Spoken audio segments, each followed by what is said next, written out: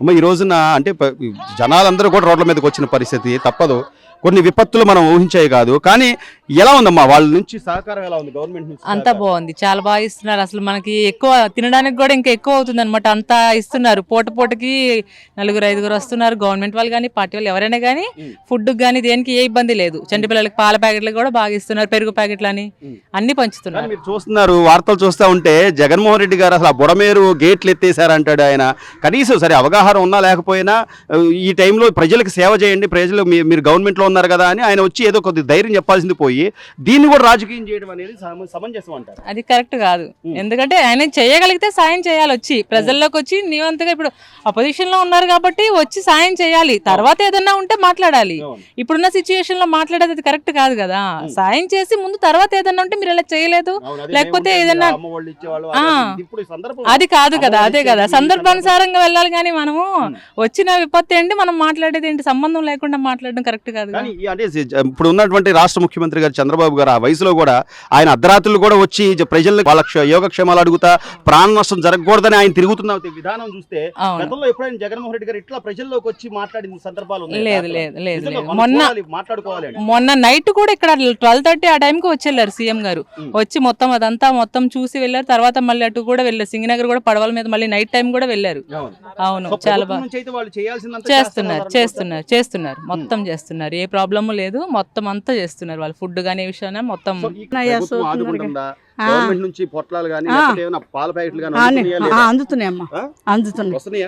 జగన్మోహన్ రెడ్డి ఏం చేయట్లేదు. మొత్తం చంద్రబాబు నాయుడు మొత్తం ప్రభుత్వం అంతా లేదమ్మా, లేదు. భోజనం గానీ అన్ని మాకు సౌకర్యాలు గానీ బాగా చేస్తున్నారు. అయితే చేస్తున్నాడు. కానీ ఇది ఎవరైనా ఊహించిందన్న పెద్దదానివి ఇంత పెద్ద వరద ఉధృతిని ఎప్పుడైనా చూసావా? చూడలేదయ్యా, చూడలే అసలు. అది లేకపోతే మొత్తం అయిపోయేది. అసలు ఆ గోడమాలని ఇంకా ఇట్లాగా ఉండం అందరం మనం, లేకపోతే కొట్టుకుపోయేవాళ్ళం మేము కూడా. మా పరిస్థితి ఏమయ్యేదో తెలియదు.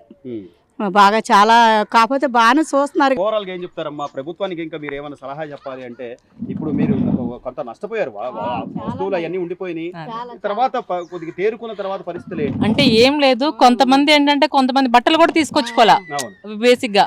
అలాంటి వాళ్ళకి ఏదన్నా కాస్త వచ్చిన వాళ్ళు ఉన్నారు. అలాంటి వాళ్ళకి ఏమన్నా గవర్నమెంట్ కొంచెం సాయం ఉండి కాస్త వాళ్ళకి అవసరమైన నిత్యావసర వస్తువులు కానీ అలాంటివి కొంచెం ఇచ్చి సాయం చేస్తే బాగుంటుందని మా ఫీలింగ్. స్థానిక ఎమ్మెల్యే గద్దె రామ్మోహన్ గారు వస్తున్నారమ్మా?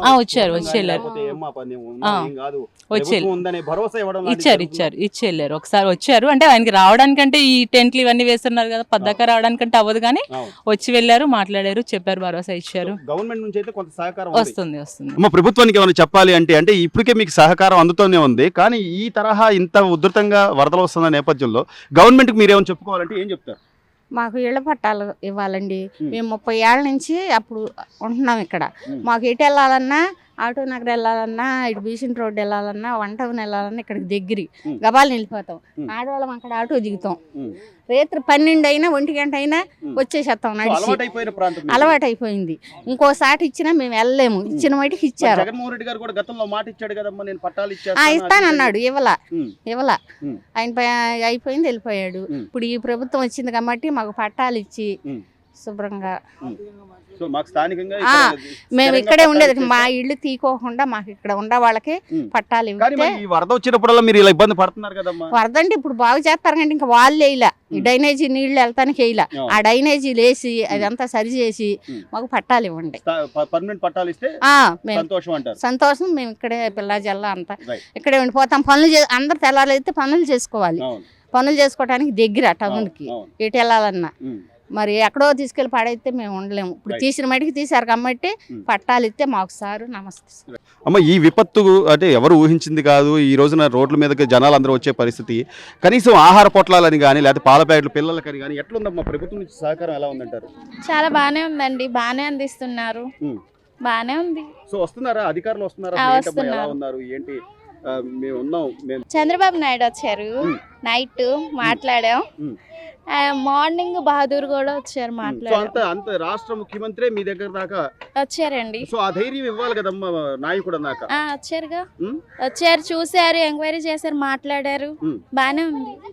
సో సహకారం అయితే ప్రభుత్వం నుంచి మనం ఏం చెప్పుకున్నా లేకపోతే మాకు ఇబ్బందులు ఉన్నాయి లేదా మాకు పాల ప్యాకెట్లు కావాలండి, ఇవి కావాలండి, వాటర్ ప్యాకెట్లు కావాలి, ఇవన్నీ అందుతున్నాయమ్మా? అందుతున్నాయి, బాగానే ఇస్తున్నారు. బాగానే ఇస్తున్నారు.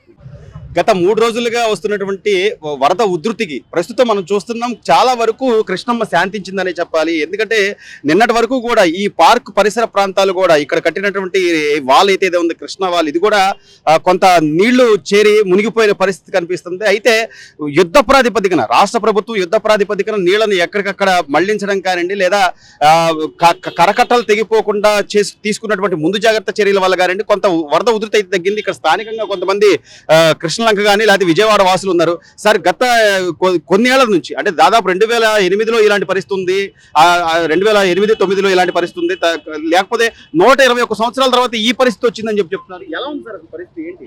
అంటే నేను విజయవాడలో పుట్టి పెరిగాను, ఇలాంటి వరద ఎప్పుడు చూడలేదు. 2009లో చూసా కానీ వరద, కానీ ఇంత వరద అయితే ఎప్పుడు చూడలేదు. పుట్టి పెరిగిన తర్వాత ఇదే ఫస్ట్ టైం చూడటం. విపత్తు అనేది మనకు తెలియకుండా వచ్చేది సార్. ఏది జరిగినా కూడా ప్రభుత్వంని మనం నిందించడం లేకపోతే వాళ్ళని అంటం కాకుండా చాలా వరకు ప్రభుత్వం నుంచి సహకారం అనేది మీరు చూస్తున్నారు కదా టీవీలో కానీ. రాష్ట్ర ముఖ్యమంత్రిగా చంద్రబాబు నాయుడు గారు ఆయన సేవలు చేస్తున్నారంటే ఏమైనా వస్తున్నారంటారా? అంటే ఫ్లడ్ వచ్చినప్పుడు ఇప్పుడు ఎట్టే ఒకేసారి గవర్నమెంట్ చేయాలంటే చేయలేదు కదా, ఆయనకున్న ఆప్షన్ బట్టి ఏది చేయాలని మాక్సిమం చేస్తున్నారు. ఈ తరహాగా కృష్ణమ్మ ఇంత ఉగ్రరూపం ఎప్పుడైనా చూసారా? ఎప్పుడు చూడలేదండి, ఇదే మొదటిసారి.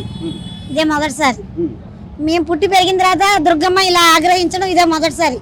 శాంతించాలని ఆ దేవుని కోరుకుంటున్నాం. అంటే ఈ విపత్తులో కూడా రాష్ట్ర ముఖ్యమంత్రి గారు చంద్రబాబు నాయుడు గారు అర్ధరాత్రి అయినా అపరాత్రి అయినా జనాలకు సేవలు అందించడం ఇవన్నీ చూస్తున్నామండి.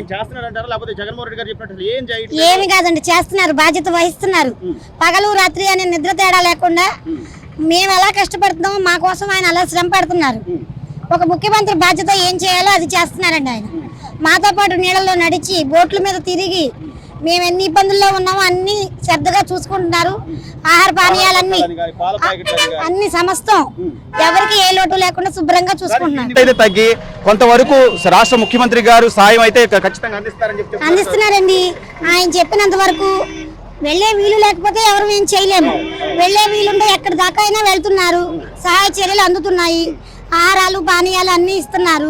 ప్రతి మనిషిని ఇబ్బంది లేకుండా చూసుకుంటున్నారు. ఎప్పుడైనా ఇంత ఈ స్థాయి వరద ఉధృతి గమనించారా సార్? అసలు ఈ వరద ఇప్పుడు విజయవాడకు జరిగిన నష్టంలో రాష్ట్ర ప్రభుత్వం అంటే వాళ్ళ సహకారం పూర్తిగా అందిస్తున్నప్పటికీ కూడా కొంత విమర్శలు ఎదుర్కొంటున్న నేపథ్యాన్ని ఎలా చూడాలంటారు?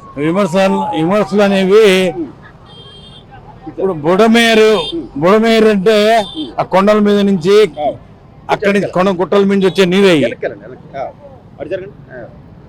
ఆ నీటిని పట్టుకొని మరి ఎంత అవగాహన ఉందా జగన్ గారు